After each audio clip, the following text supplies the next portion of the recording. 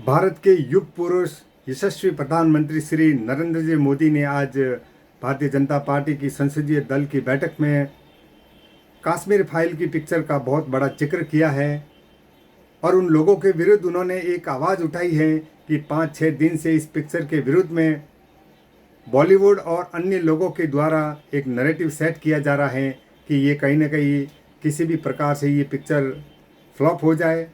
और ऐसी भी बातें आ रही है कि थिएटर पूरा खाली है, 20-30% भरा हुआ है, लेकिन बाहर हाउसफुल का बोर्ड लगा दिया गया है।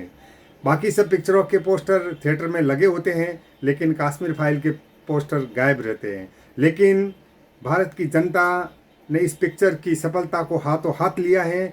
ये देश की एकता का प्रतीक बन चुकी है और लोगों ने पैदल चलकर छोटे बड़े सब थिएटर में इस पिक्चर देखने का नक्की किया है, फैसला किया है, क्योंकि ये पिक्चर ने भारत देश की एकता में एक सुनामी ला दी है। भारत के लोगों के मन में ये विषय पैदा करवा दिया है कि आखिर कश्मीर का इशू इतने सालों तक कैसे दबाया गया था। कश्मीर के अंदर जो जो हालात हुए थे वो आम जनता को कभी दिखाए नहीं गए। कश्मीर पंडितों के पलायन की जो कहानी बनाई थी उसमें ये बताया था कि कश्मीर पंडितों खुद अपनी इच्छा से वहाँ से पलायन हुए, लेकिन हकीकत में ऐसा नहीं है। इस पिक्चर ने सब कुछ सत्य बता दिया है और सैकड़ों हजारों ऐसे तथ्य सत्य से भरे हैं जिसमें आम लोगों को ये अब समझ में आ गया है कि आखिर कश्मीर में क्या हालत कैसे किसने पैदा किए। अपन कहते हैं ना, पड़ोस भगवान का रूप होता है, लेकिन कश्मीर पंडितों के बहुत से सारे पड़ोसियों ने ही ये इतने गलत काम किए कि आदमियों को जाने दिया और औरतों को रखने का वहाँ पर बोर्ड लगाया गया, जो आज भी वहाँ पर कहीं कहीं पर मौजूद है। मैं देशवासियों से ये विनती करना चाहता हूँ कि आप इस पिक्चर को ज़रूर देखिए और देश के अंदर स्वाभिमान से जीने का एक भाव पैदा कीजिए और गर्व से कहिए कि हाँ, मैं भारत देश का वासी हूँ और भारत के लिए मैं बहुत कुछ करने की तमन्ना रखता हूँ। आप अपने परिवार, दोस्तों, मित्रों, सगे संबंधियों के साथ जाइए और इस पिक्चर को देखिए।